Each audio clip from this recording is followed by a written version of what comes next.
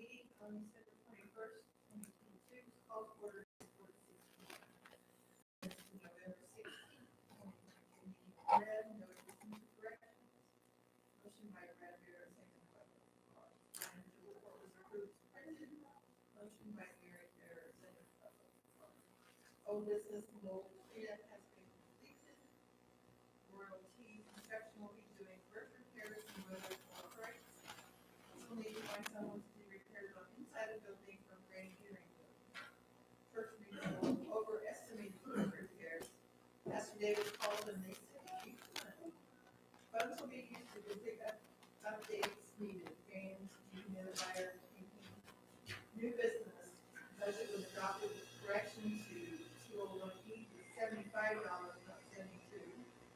Motion by Alderman Carter, second by Bradbury. It's 6:56 p.m. Motion by Mary Fair, second by Bradbury.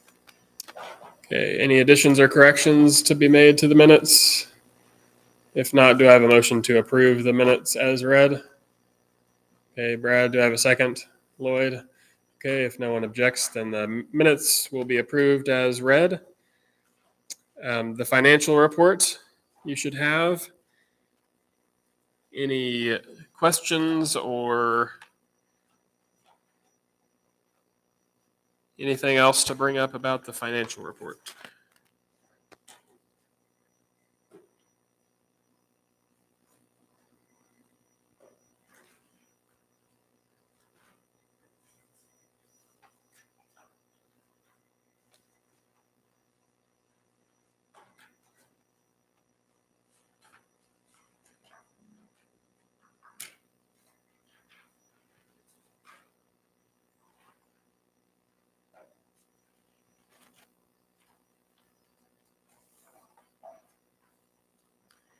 If there's nothing there, do I have a motion to approve the financial report as distributed? Lloyd, do I have a second? Brad, okay, if there's no objections, that will be approved as distributed. Old business. I guess I can mention Touchton came by today about the possibility of ceiling fans, and he recommended one that we think about just running the air, and he said he thought that would do the same as fans. Lloyd was saying that he thought it would be more energy efficient to do fans, right, than to just run the air. So he said that. He also wondered about our insulation,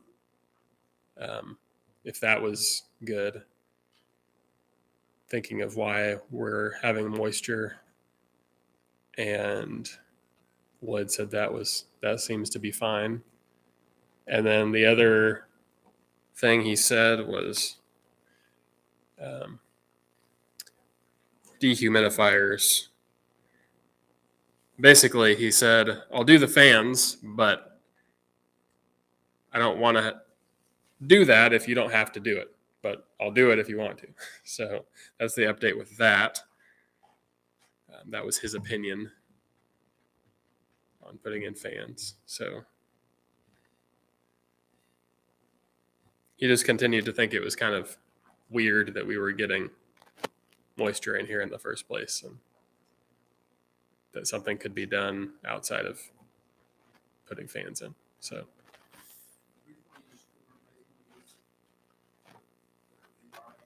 these lights with a fan with lights, you mean?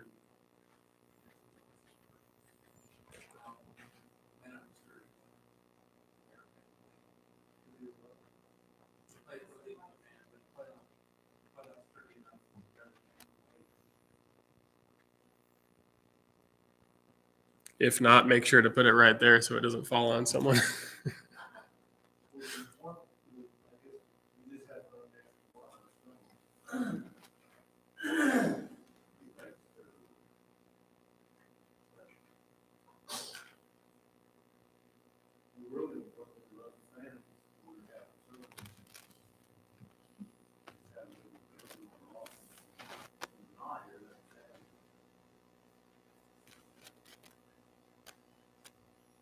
we running up the event fire sometime? Never went. Yeah, it was a little dinky thing. It wasn't big enough for this space. So we would need, and yeah, it broke. Stopped working. So It was reported $2,500 for a deep that fire existing two systems.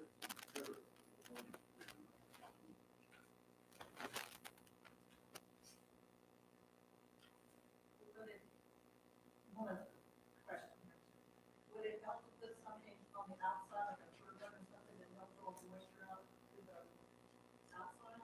Or is that where there's like a ridge thing?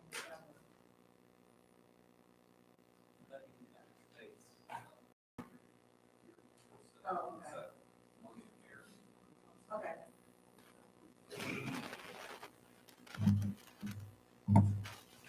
We're gonna put ridge cap, the ridge vent on. Okay, The that's- soffit vent that you take it all to start moving that area above this.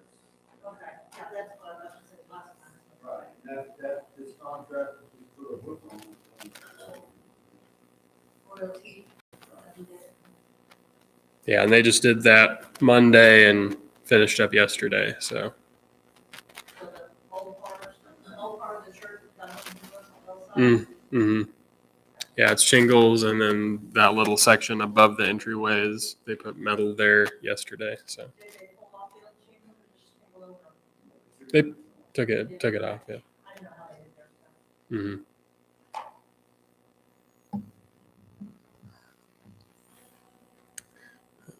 Any other old business to discuss further?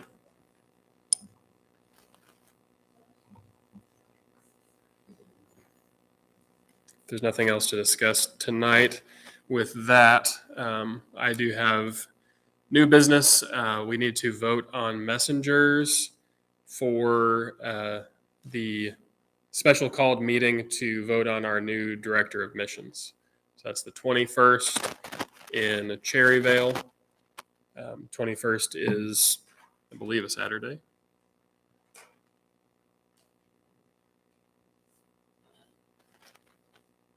Yeah, 21st is not this Saturday, but the next. So would anyone be interested in doing that? I will volunteer myself as a messenger. Obviously, I'm going to have to be there. I'm the moderator, but What time? that's a good question. I should have thought I knew that, and then I mentioned it, and I was like, I don't know what time. Let me see here. It is 2 p.m. That's what I thought, but 2 p.m. Cherryvale, First Southern Baptist at Cherryvale.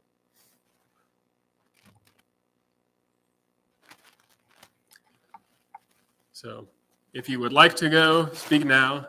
If not, then I recommend someone nominates me to go. We just need one. Okay. I second that you be our moderator for us. Okay. So if all are in favor of that, say aye.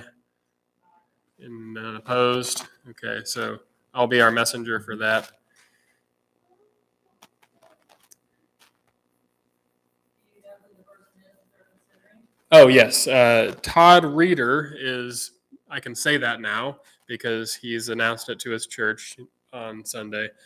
He was the pastor at First Baptist in Independence, not for Southern Baptist, but First Baptist. He's been there several years, been in full-time ministry since 2006. He led their church to join the SBC a few years back.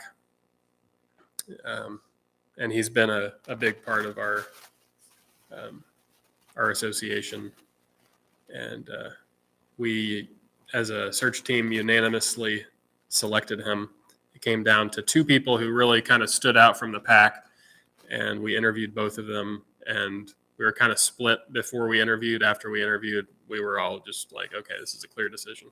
So we feel really good about it. Think that this is what God would have us to do. So. But yeah, Todd Reeder. Which spell his last Reeder. I'm fairly confident on that. Let me check. Yeah. He's going to stay in Independence. And yeah, it's nature of the job. He doesn't have to be in the office too often, so he can, and it's not that far of a drive for him. So.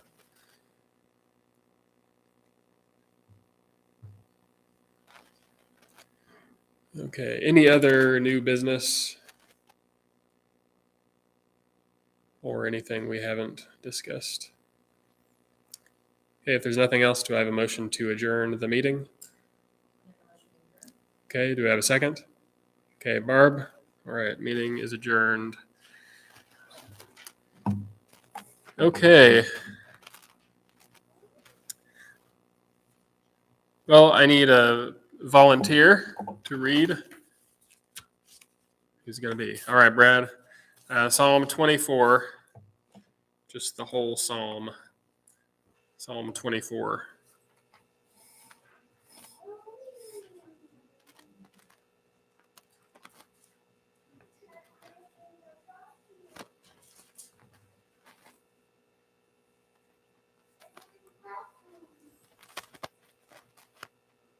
The earth is the Lord's and everything in it, the world and all who live in it, for he founded it upon the seas, and established it upon the waters. Who may accuse in the hill of the Lord? Who may stand in his holy place? He who has clean hands and a pure heart, who does not lift up his soul to an idol, or swear by what is false. He will receive blessing from the Lord, and vindication from God his Savior. Such is the generation of those who seek him, your face, O God, Jacob. Lift up your heads, all you gates, lift up the gates doors, that the King of glory may come in. Who is this King of glory? The Lord strong and mighty, the Lord mighty in battle. Lift up your heads, all you gates, lift them up, the gates doors. What King of glory may come in? That King of glory may come in. Who is he, the King of glory? The Almighty, the King of glory. All right, thank you. Good psalm to think about when we think about worldview. It definitely, if we believe these things, shapes the way we see things. The earth is the Lord's and all it contains. Grand, majestic statement that explains the way we see the earth and what we've been given to steward, to care for, and to rule on God's behalf. Who can ascend to the hill of the Lord? Who may stand in his holy place? He who has clean hands and a pure heart. That shapes the way we understand what's right and wrong and morality, and it's connected to our view of God. And really everything as Christians is connected to our view of God in some way. But last time we started looking at worldview, and I defined what it is using a couple of different definitions. One was from influential Christian philosopher named Alvin Plantinga, and he simply said it's a sort of total way of viewing ourselves and our world. A very simple way to put it. Total way of viewing ourselves and the world. Your worldview is everything you think. It drives your decisions. It drives the way you see things, the way you make judgments. It's just the total way you see everything. We looked at James Sire's definition, and he wrote the book that I'm basing our look on worldview mostly on.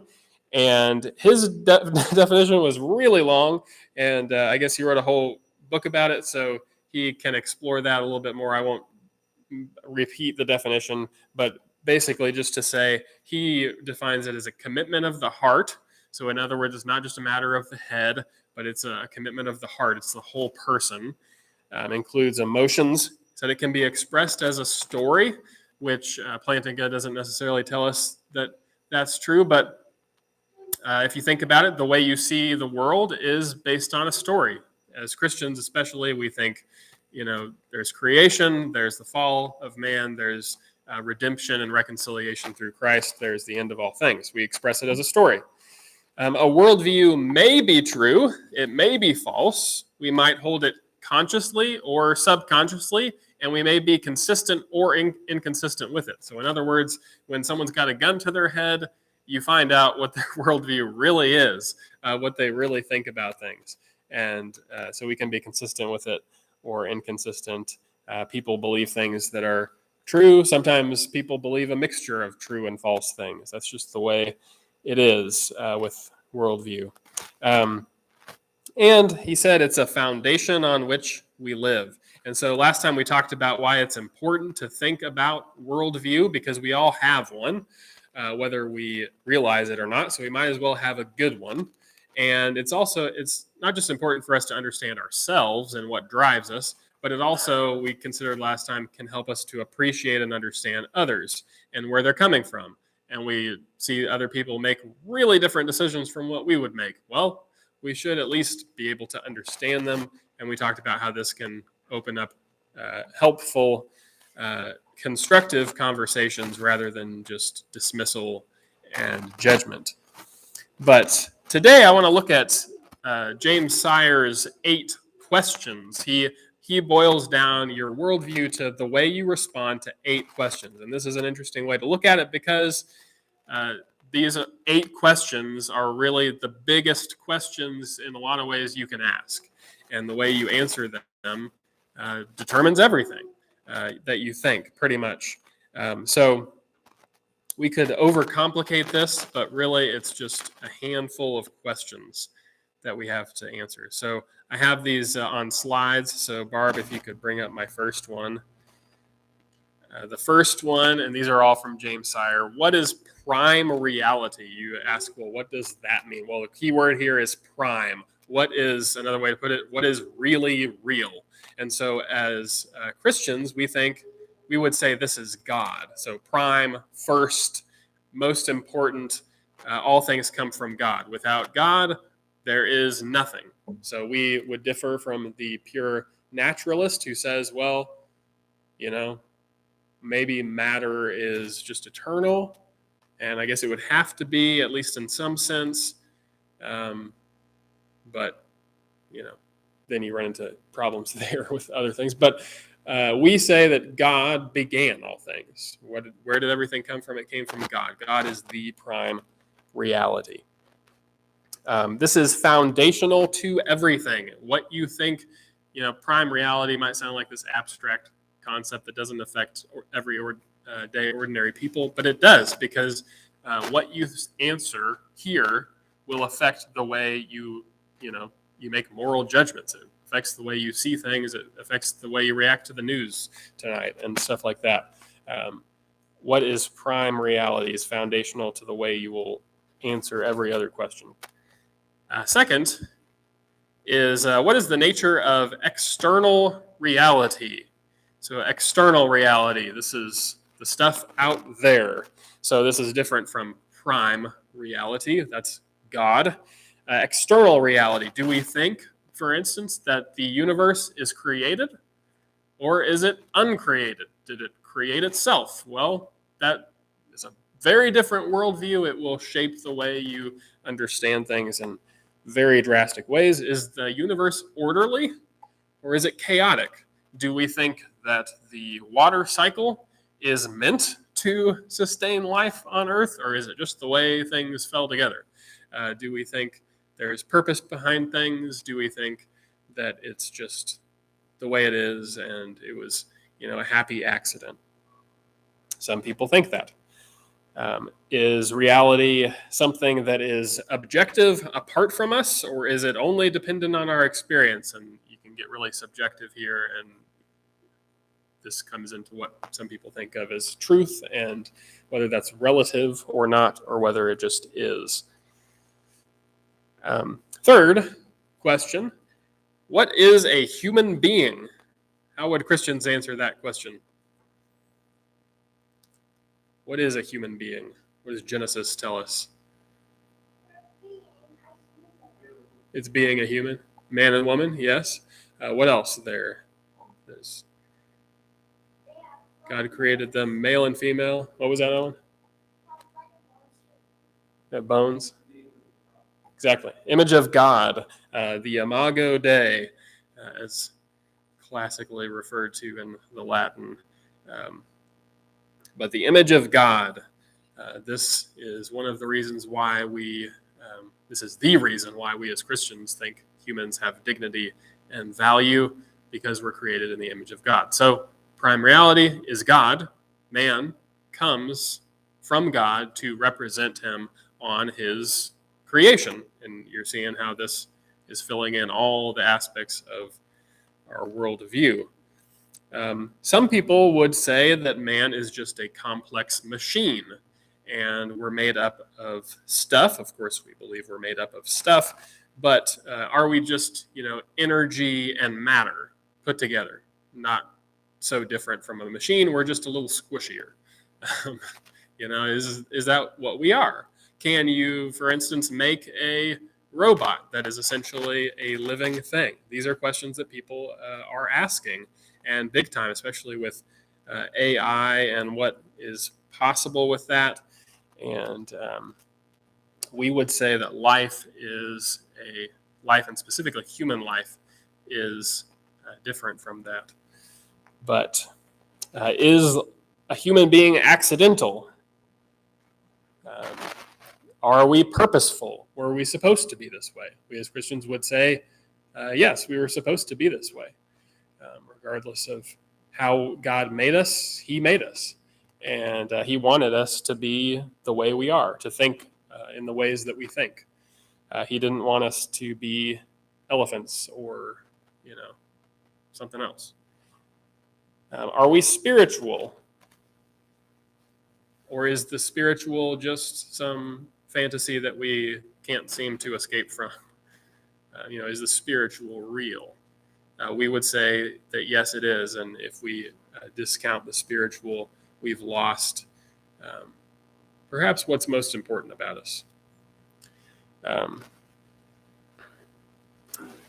It is important, I think I should say this, virtually everyone out there values human life, and we can a little too quickly as Christians say, oh, they don't see humanity in the image of God.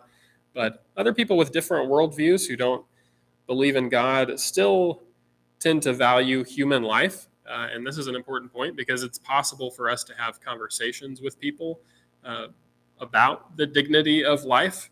I'm not saying we're not going to have disagreements, and it's helpful to know where we're coming from when we have those disagreements. Otherwise, we just won't be able to have those hard conversations. That's why they're hard conversations. So I hope you're seeing how worldview can help us to have those difficult conversations as the world continues to become more splintered and separated in the way it sees things. Fourth question, what happens at death? As Christians, we believe that we all enter into judgment. As Hebrews says, it is appointed for man to die once and then to face judgment. And then we who have given ourselves to Christ trust that his perfect life and his sacrifice for us makes us stand before the judge with forgiveness, with Christ's merits, and so we can approach death with that hope. Some people just think that humans are extinguished. So you got one life, you better live well while you can. However, people decide to do that. But some people just think that you're extinguished when you die. And of course, you would think that if you just think we're complex machines. Some people believe in reincarnation, and we'll get to that specific worldview in a few weeks. But they just think, things are going around and around in this endless cycle. And so perhaps if you live a good life, you'll come back in a better way. If not, then your punishment is to come back in a not so good form. Some people simply just think death is a mystery.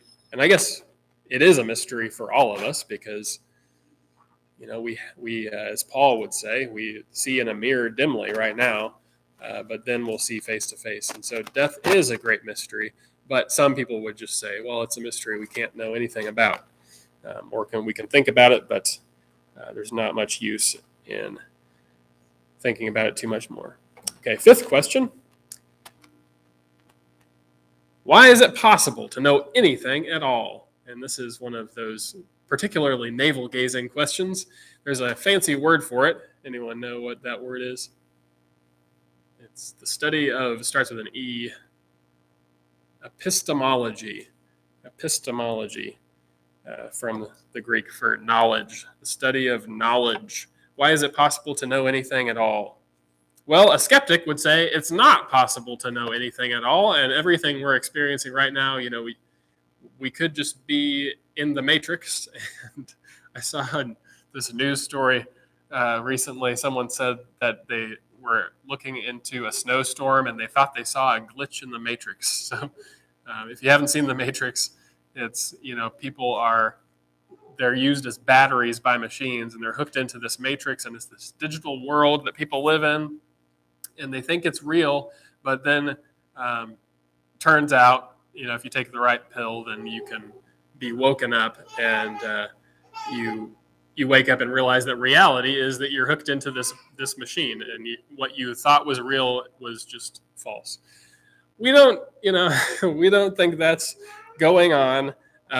We would say that we know things because we've been given the ability to know them by God. God is the all-knowing mind, and He has made us in such a way that we can know, and we don't have to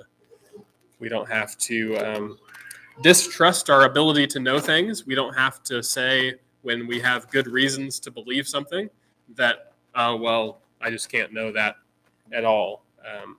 So we hopefully are a little less skeptical, even if lots of Christians remain skeptical about a lot of things, and skepticism can be a good thing if used to a certain degree, for sure. But interesting story here. Why is it possible to know anything at all? Well,